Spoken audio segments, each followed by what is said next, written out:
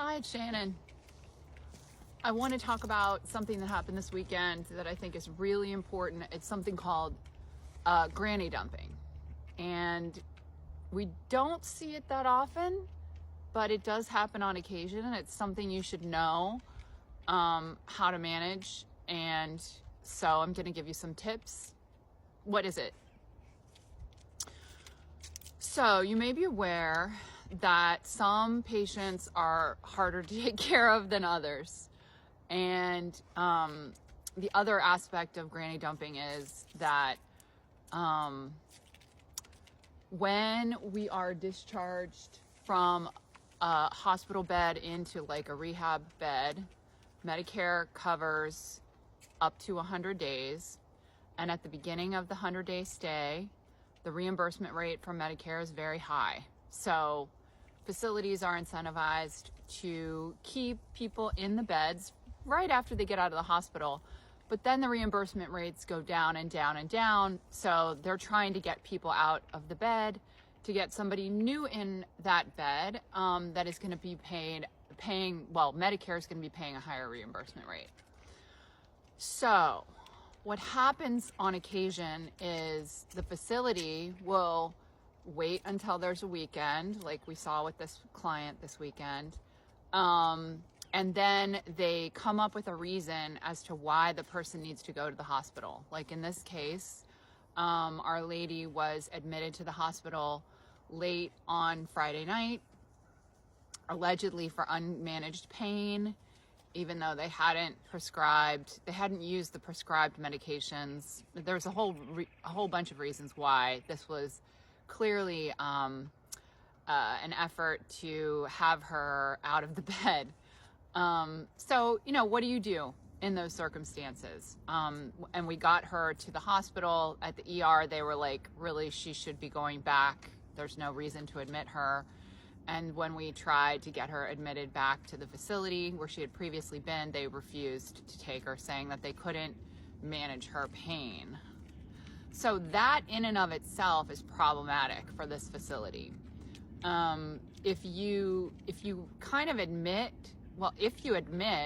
that you discharged for a non-appropriate reason, there's some residence rights that will kick in, and you could be in a situation. So, the facility could be in a situation. So what do? You have your person in the hospital bed. You'd rather that they went back to the same facility where they were. The staff was good. Like in this situation, everything was pretty good at this facility for Our Lady. So here's 3 things that we should do in these situations. Number 1 is call the facility yourself. Don't rely on the discharged social worker to make that call. You need to make that call. Get to the, whoever is dealing with admissions. If it's on a weekend, of course, it won't be your normal admissions person. So you're going to have to sometimes just get access to the nurse on the rehab floor and find out, what's going on. Explain to them that you feel this is an inappropriate refusal to accept our person back, and that, you really are going to have to make a complaint because this really isn't following appropriate protocol. I do that. You guys shouldn't do that right away. First, just try and understand why it is that this has happened, and use really nice, listen, we really want her back there. You guys did such a good job. Try and do it, obviously nicely. And I would be doing it obviously nicely that first round also. But then, you need to tell them, like, look, this is not an appropriate reason, and we're going to have to file a complaint. You can also elicit the help of the ombudsman. This is an appropriate situation where you'd go to your Department of Elder Affairs and ask for an ombudsman to engage themselves on this issue. Of course, you're in a situation because your person is in the ER needing to be discharged. And if it's a weekend, which is usually when these things happen, you're kind of up against a wall. So what do you do in these situations? You make that call, try and get them back in the bed, follow it up in writing, right? Get an email address or go on their website, the facility's website, and figure out who the administrators are send emails to all of them. Say, this is what happened. This is where we are right now. I'm getting ready to make a complaint with our agency for healthcare administration, or whatever your state agency is.